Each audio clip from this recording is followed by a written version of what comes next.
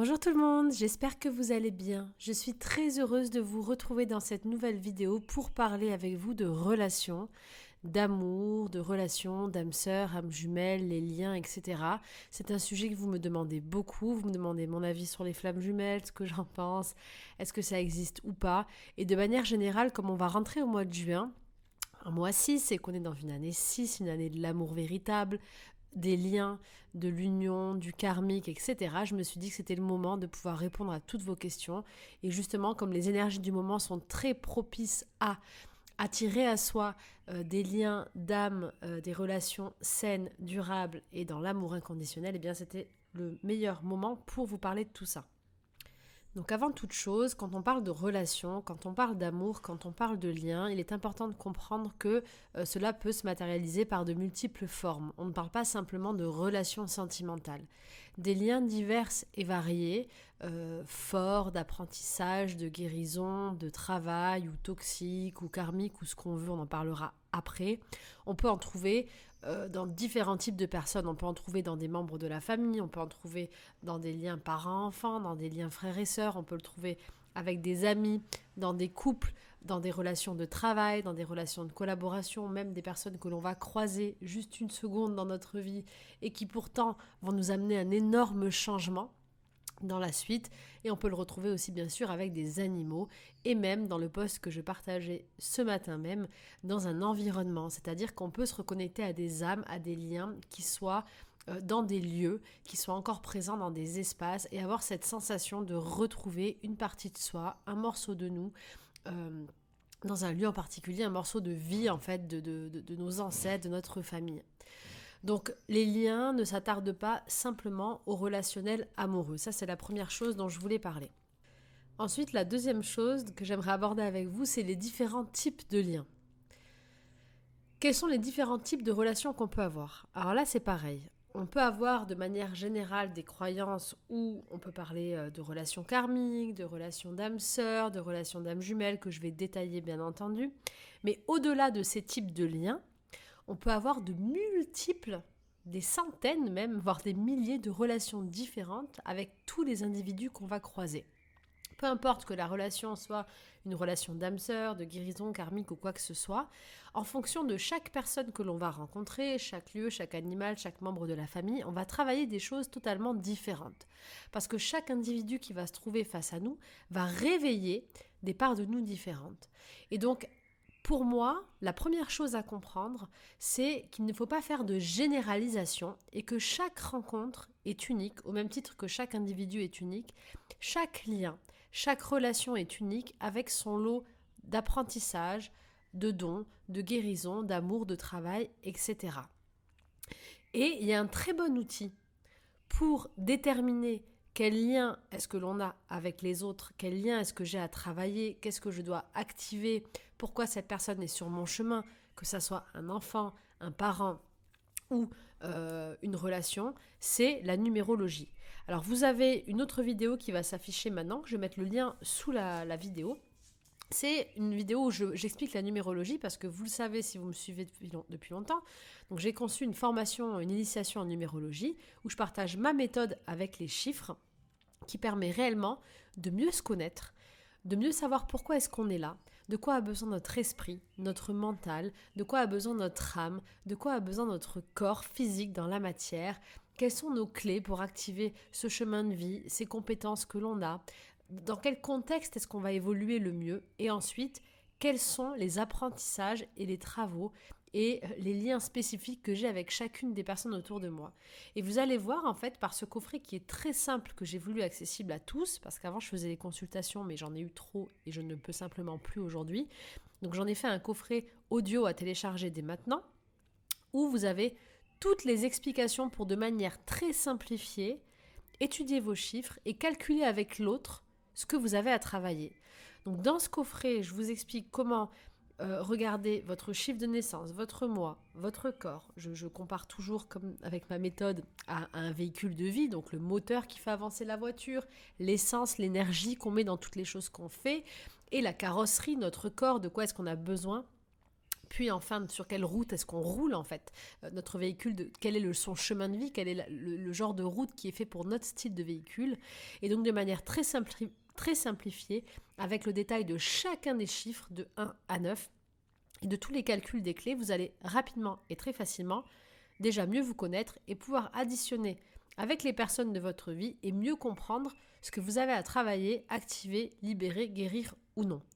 Parce que grâce à cet outil qui est la numérologie et qui est extraordinaire, ça nous permet vraiment de voir d'un point de vue extérieur qui on est, quelles sont nos relations et de voir les différents attributs, qu'ils soient négatifs ou positifs. Parce que la vie, et dans toutes les relations c'est pareil, elle est faite d'un équilibre.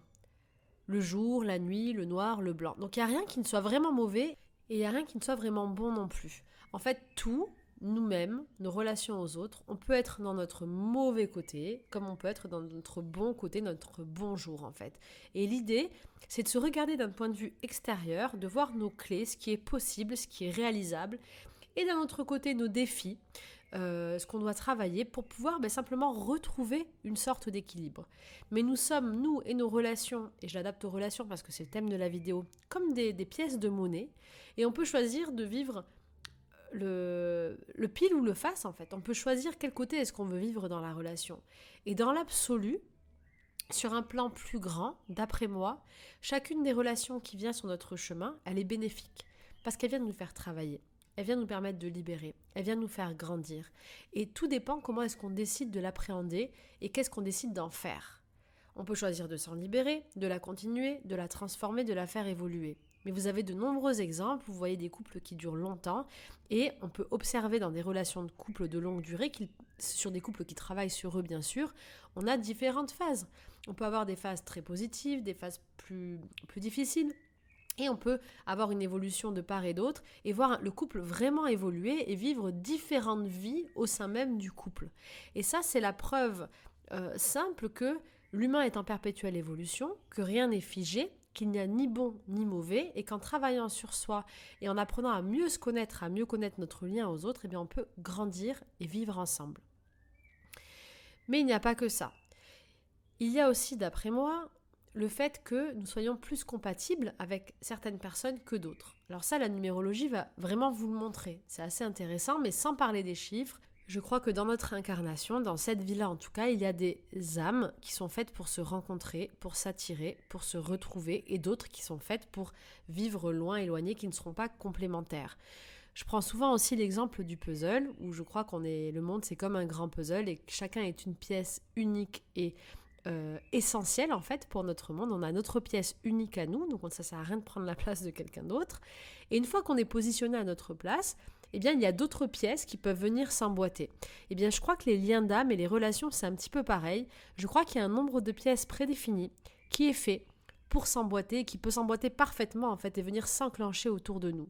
Et parmi ces pièces, comme un puzzle, je pense qu'il y a différents noyaux. Il y a moi, dans mon centre, les premières pièces qui vont venir s'enclencher au premier rang à moi, mais il va aussi y avoir les deuxièmes pièces qui vont s'enclencher aux pièces qui sont elles-mêmes collées à moi, etc., etc., etc. Et en fait, on forme comme un sorte de noyau relationnel qui permet d'établir une sorte d'échelle avec ce que j'appelle moi les différentes relations d'âme et liens. Donc en gros, ce que ça veut dire qu'il y a des personnes dans votre vie, qu'elles soient dans votre famille, dans vos enfants, dans vos animaux, dans les relations amoureuses, des relations amicales, des relations de travail, il y a des personnes qui vont traverser votre vie avec qui ça sera une évidence, avec qui ça sera facile, avec qui il n'y aura pas besoin de parler, avec qui tout paraîtra en fait s'emboîter parfaitement. Ce sont pour moi des âmes sœurs, les âmes vraiment sœurs, voire qu'on appelle aussi jumelles, qui viennent s'enclencher parfaitement à nous, qui font partie de notre noyau central. Je vais venir développer juste après. Et il y a d'autres relations, beaucoup plus lointaines, qui viennent au long de notre vie s'essayer à venir s'enclencher à nous, qui nous apprennent, qui nous font évoluer et grandir, mais qu'on ressent qui ne collent pas parfaitement, qui ne s'emboîtent pas parfaitement. On ressent au fond de nous que la place n'est pas réellement enclenchée à nous. Je ne sais pas si vous voyez la métaphore que je veux amener. Et là, c'est important, ce dont je vous parle maintenant, parce que observer ça, c'est accepter de se libérer aussi de relations qui ne soient pas bonnes pour nous. Et pour savoir si une relation est bonne pour nous, pour savoir si une relation est saine, si on s'y sent bien, eh bien, il faut être capable aussi de déterminer les relations qui ne nous conviennent pas, celles qui ne sont pas saines pour nous. Déterminer comment est-ce que je me sens face aux différentes relations de ma vie. Et je pense qu'on l'a tous vécu. On a tous autour de nous des personnes avec qui on se sent vraiment bien, avec qui c'est facile, avec qui c'est évident. Alors bien sûr, ce sont des choses qu'on retrouve très basiquement dans un lien à nos enfants, par exemple, ou à des amis avec qui tout est facile, des amis de longue date ou des amis qui arrivent dans notre vie et avec qui tout paraît évident et fluide. Ça peut vraiment se matérialiser comme ça et ça peut aussi se faire ressentir dans des relations. Mais bien souvent, à cause de la façon dont on a appris à aimer, à cause de la façon dont on a grandi, dont on a vécu les schémas de nos parents, de nos familles avant nos parents et de la mémoire que l'on porte dans nos cellules, on peut avoir une mauvaise interprétation de ce qui est une bonne relation.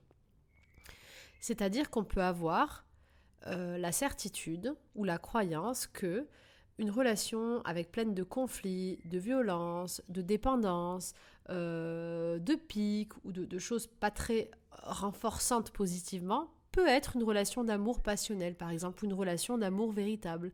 On peut créer des liens en fait par rapport à ce qu'on a appris.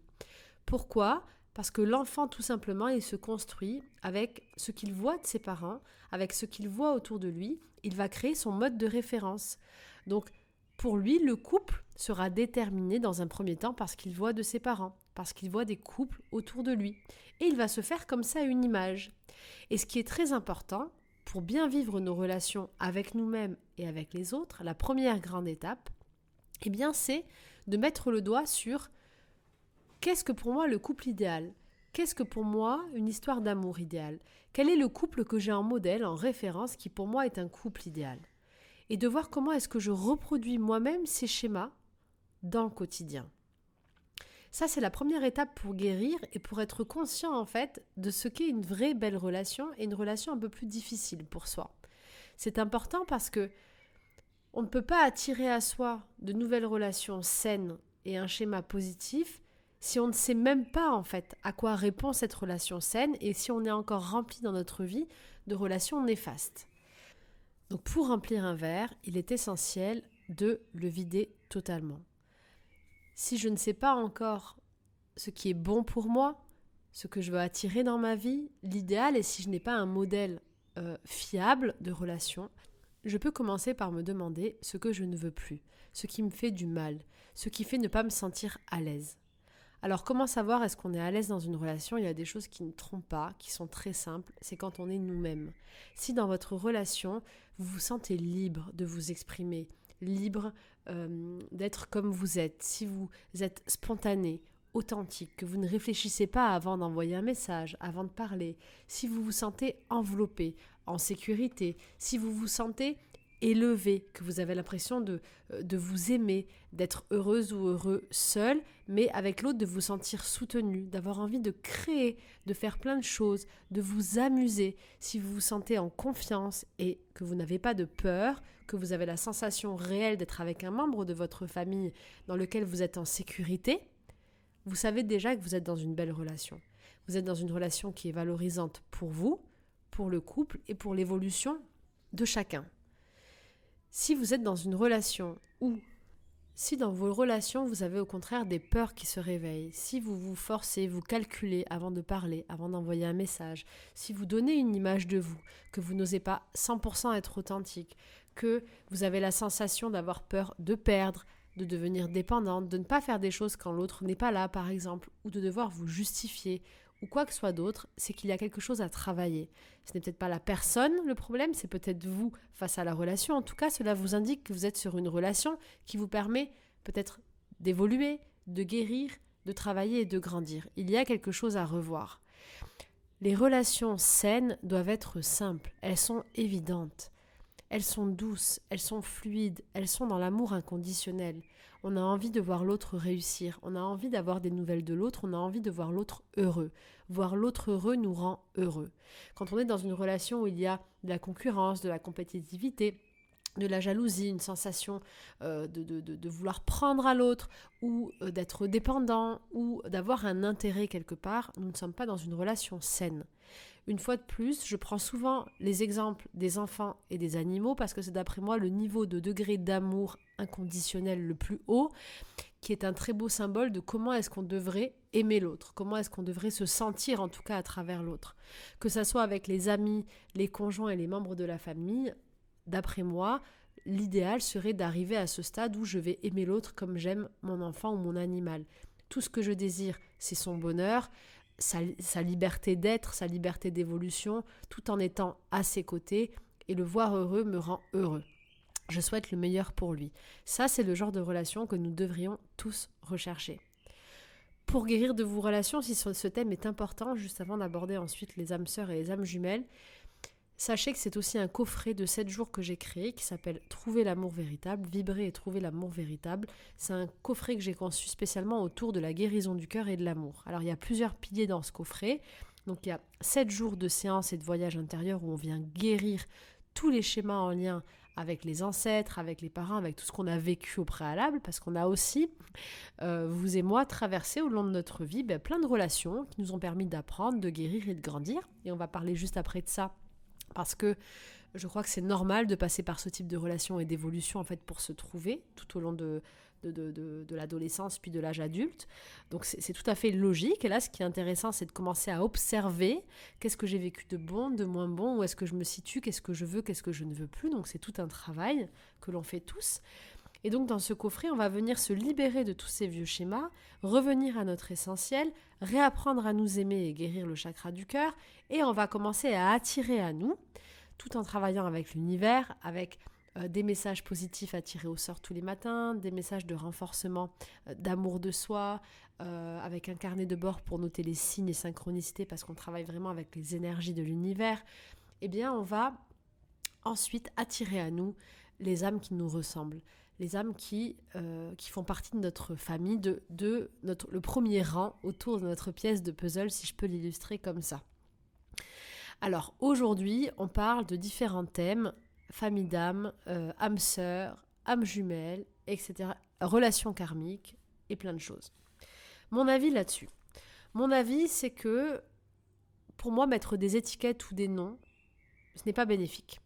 Parce qu'on vient ranger différentes relations dans un même tas, alors que pour moi, chaque relation est unique. Par contre, les symptômes ou les genres de sensations qui sont listés dans ces différentes catégories, dont on va revenir, je pense qu'elles existent dans les relations. Bien sûr que ça existe de vivre une relation avec un autre, d'avoir la sensation que c'est notre moitié, d'avoir la sensation qu'il nous complète, d'avoir des sensations de rejet, des sensations d'être blessé, de tout perdre en amour, des sensations d'être sur un autre plan avec l'autre, de se connecter par télépathie, d'avoir la sensation d'être dans une complémentarité parfaite, d'avoir une sensation d'avoir une partie plus féminine ou masculine en rééquilibrage. Tout ça, pour moi, ça existe. Pourquoi ? Parce que c'est le même de l'évolution de l'homme et c'est ce que nous travaillons tous. Pour moi, nous passons tous par ces phases-là, dans différentes relations. Et donc, appeler ça des relations de flammes jumelles ou d'âmes jumelles, pour moi, c'est incohérent, c'est mettre une catégorie à quelque chose qui existe pour tout le monde. Les symptômes que l'on retrouve dans des relations de femmes jumelles, ce sont aussi des symptômes que l'on retrouve dans des relations toxiques, dans des relations impossibles, des relations inaccessibles. Ce sont des symptômes qu'une personne qui se sent en rejet, qui se sent en manque, en carence et qui va avoir des besoins d'amour et de trouver absolument son autre moitié parce qu'elle ne s'est pas trouvée elle-même, elle va tout à fait se projeter dans ce schéma-là. En fait, n'importe quelle personne aujourd'hui qui vit une relation un peu compliquée, limite toxique, ou qui ne soit pas, qui soit à sens unique, ou une relation où il y a plusieurs intervenants, toutes les personnes pourront ressentir les mêmes symptômes.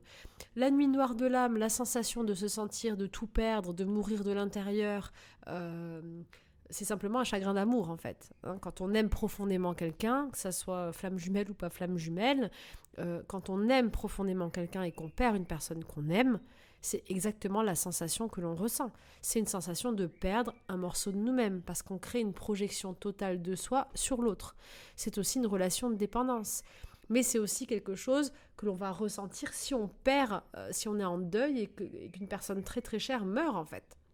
Donc, ce sont des états humains, émotionnels qui sont très fréquents pour tout le monde. Donc bien sûr, on peut se retrouver dans ces critères-là. Et quand on parle de parcours flamme jumelle, pour moi, c'est simplement un parcours relationnel particulier dans lequel vous allez vivre ces symptômes. Mais en aucun cas, je pense qu'il est positif de penser qu'il y ait une seule personne, un double, qui nous complète et qui soit parfait pour toute une vie, puisque on reste dans une attente qui nous prive de notre propre liberté, qui nous éloigne de nous, et surtout qui vient nous éloigner de la valeur de toutes les relations que l'on va vivre tout au long de notre vie, parce qu'on vit plusieurs relations, qu'on soit avec les personnes ou pas, on a beaucoup d'autres relations, des relations qui sont tout autant positives, constructives, évolutives, qui nous permettent d'être qui nous sommes aujourd'hui. Et pour moi, chacune de ces relations a de la valeur et fait partie de notre cheminement relationnel. Donc, je crois aux archétypes.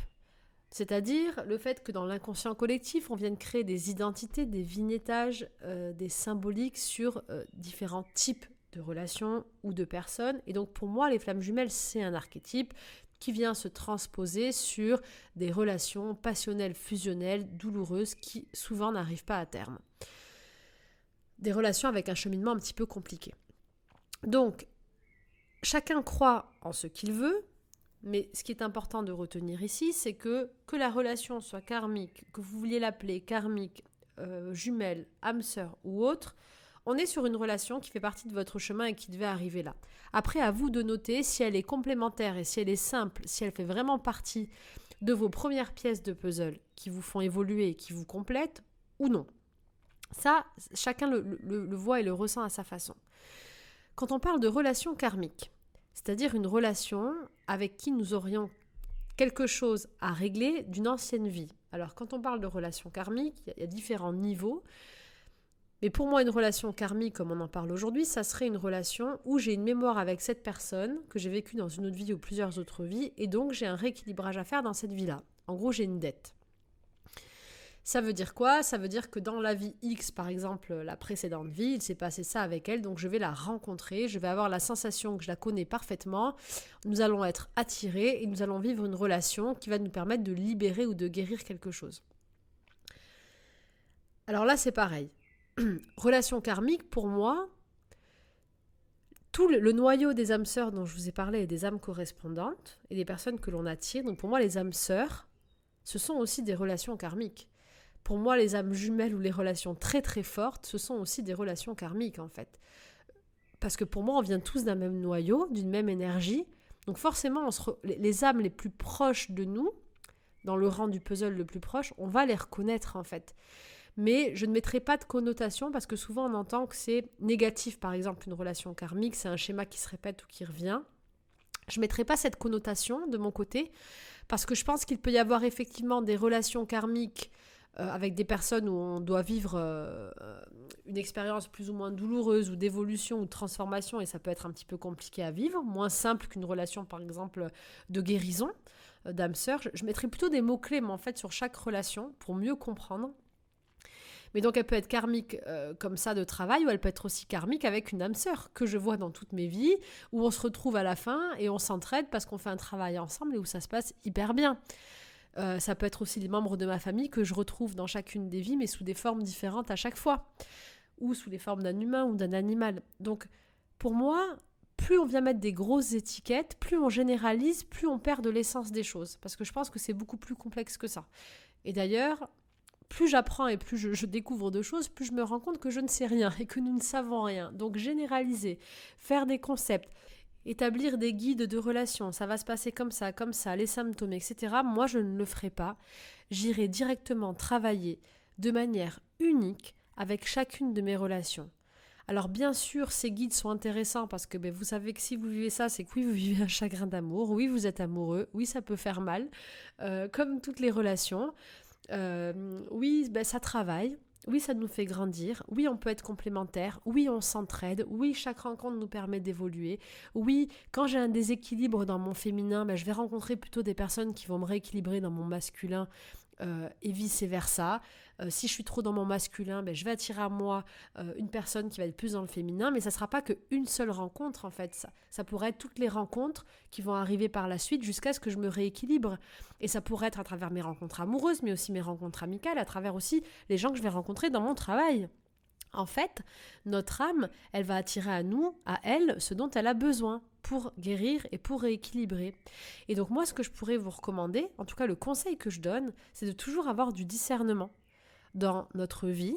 Et ce discernement commence par quoi ? Par se dire que nous sommes bientôt 8 milliards d'habitants sur Terre et que sur 8 milliards, on ne peut pas donner un même listing, un même thème en fait pour toutes les relations. C'est pas possible. Parce qu'en fonction de d'où on vient, de ce qu'on a vécu, de notre culture, de notre croyance, de notre religion, de notre sexe, de notre âge, on ne va pas appréhender les relations de la même façon.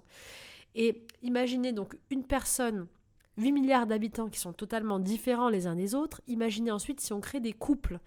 Imaginez à quel point ce couple peut être unique et différent. Mettez, pour vous donner un exemple, prenez un de vos ex, n'importe lequel.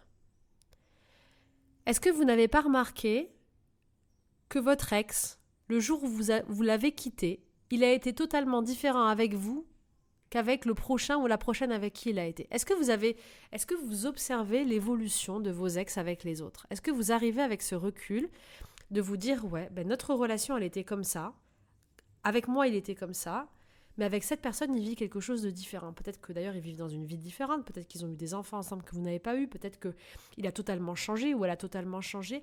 Observez comme chaque individu va se révéler de manière différente avec l'individu qu'il a en face de lui.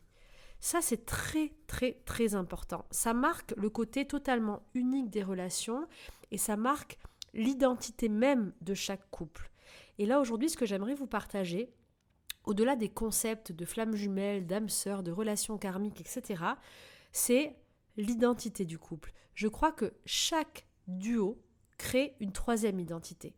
C'est l'identité de travail ou d'incarnation ou de révélation ou de guérison ou d'apprentissage, peu importe ce que vous venez incarner ensemble. Et ça, vous pouvez le voir à travers la numérologie, donc je vous recommande vraiment de suivre cette initiation. C'est un petit coffret, c'est très abordable, donc vraiment ne vous en privez pas. Donc cette identité-là, elle a sa place. Ce couple-là, elle a sa place, elle a sa raison d'être. Elle a sa place sur Terre pour ce qu'elle va impacter autour d'elle, mais elle a sa place pour chacun des individus du couple. Elle a sa place pour apporter à X, et elle a sa place pour apporter à Y. Et donc, au lieu de suivre des concepts, apprenons à regarder plutôt en nous les identités qui traversent notre vie, les identités relationnelles que l'on rencontre et que l'on découvre.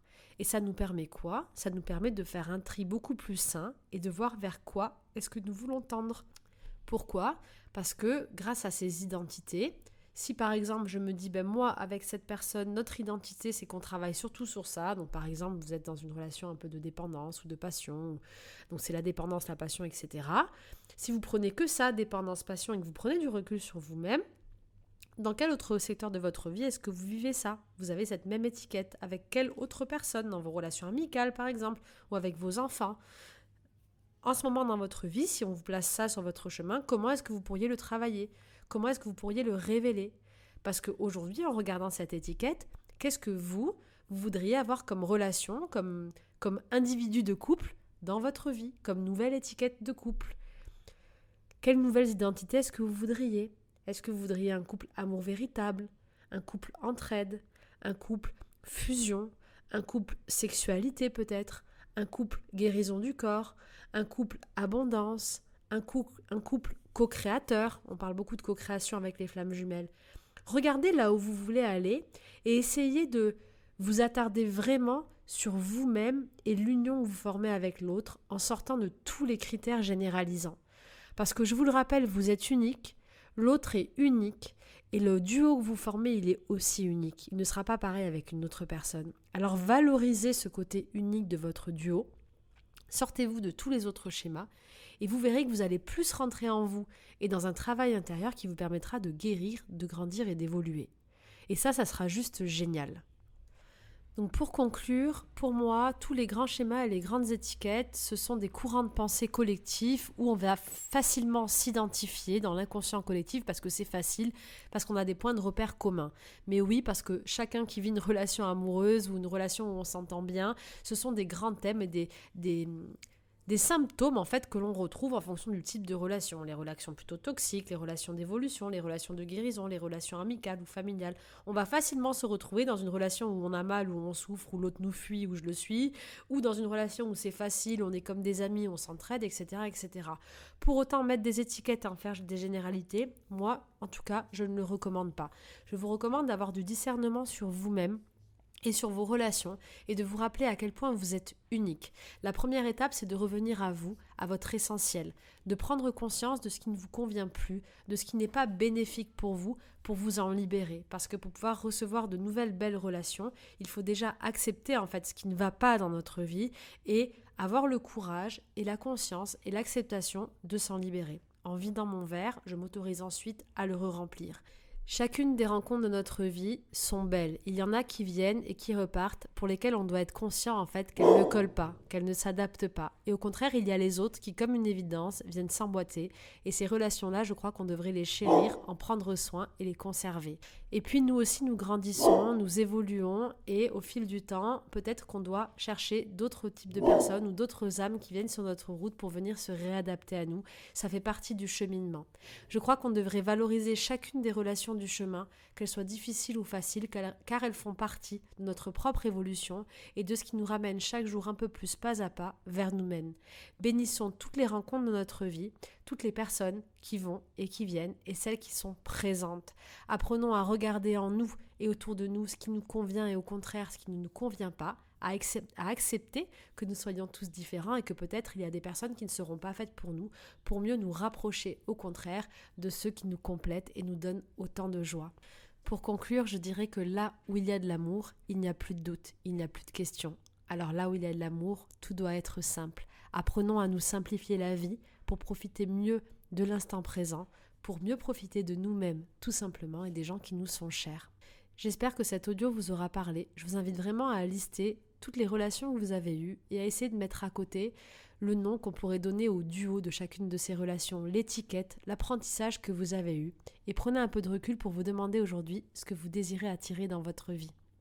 Le relationnel, c'est important parce qu'une vie sans amour et sans partage, ça n'a pas la même saveur. Alors je vous invite vraiment à prendre ce temps pour revenir sur ces questions fondamentales, pour réapprendre à mieux vous connaître et à mieux regarder vos relations. C'est tellement important d'être heureux et de le partager avec les autres. Pour vous accompagner, je vous recommande vraiment le coffret Initiation à la numérologie qui vous apprendra, j'en suis sûre et certaine, à vous découvrir. Avec ce coffret, vous aurez plus d'une vingtaine d'audios et plus d'une trentaine de vidéos sur tous les chiffres pour mieux vous connaître. Je vous recommande également le coffret Vibrer et trouver l'amour véritable pour commencer ce travail sur soi, ce travail d'amour de soi, de reconnexion, de libération et de guérison pour enfin attirer à nous, dans notre vie, les pièces qui nous correspondent le plus. Je vous embrasse bien fort. Si vous avez encore des peurs autour de l'amour, du relationnel, si vous sentez que ça remue un petit peu ce podcast, je vous invite à écouter la séance de la semaine dernière sur comment se libérer d'une grande peur. C'est un exercice que j'ai fait avec vous, où j'ai failli perdre mon chien, je vous l'ai raconté, et ça m'a beaucoup appris sur le fait de revenir à l'essentiel et à quel point, lorsqu'on est vraiment dans les relations essentielles, tout le reste devient vraiment secondaire et on l'oublie en une fraction de seconde. Donc apprendre à se détacher aussi du mental et à revenir chaque jour à l'essentiel, c'est très très très important. Donc pensez à vous abonner sur la chaîne pour retrouver plus de séances et de vidéos pour vous accompagner dans ce cheminement. En attendant, si la vidéo vous a plu, vous pouvez la partager à vos proches, aux personnes pour qui vous pensez que cela pourrait être nécessaire. Moi, en attendant, je vous souhaite une très belle journée, un bol d'amour. Je vous retrouve pour la vidéo sur la nouvelle lune qui débarque ce jeudi. Et bientôt, on parlera du portail qui arrive le 6 juin 2022, soit un triple 6, un portail qui promet des révélations, de voir la vérité et vraiment qui va aider à accentuer, à faire ressortir l'amour véritable. Donc, c'est vraiment le bon moment pour commencer à travailler sur tout le champ relationnel. Je vous embrasse très très fort et je vous dis à jeudi dans une nouvelle vidéo.